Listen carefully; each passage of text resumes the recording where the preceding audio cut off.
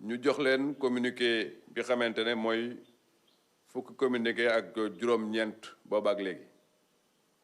tey àjjuma ñaar fukki fan ci weeru mars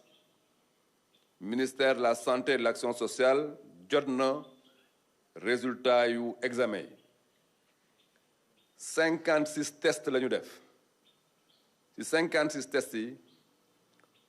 juróom-ñeent ñëw nañ nekk positif ci juróom-ñeent yi ñeent yi ay cas importé la mooy cas yoo xamante ne dañoo jóge bitim réew ñoo ñu testé leen ñu positif juróom yi ay cas contact la mooy ñi xamante ne jege woon nañ cas bi xamante ne mooy cas numéro 5 ñu continuer leen vérifier ñooñu am na juróom ñoo xamante ne gis nañ ne jël nañ jàngoro ji tey donc mën nañ wax ne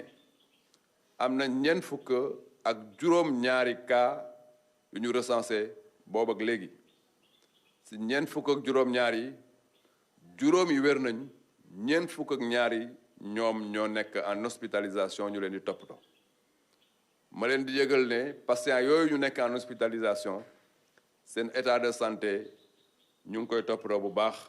te mu ngi am tan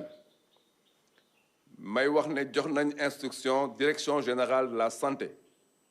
mu dugal IRSF mu ànd ak Institut Pasteur ñu ànd ci opération wu détection wu cas yi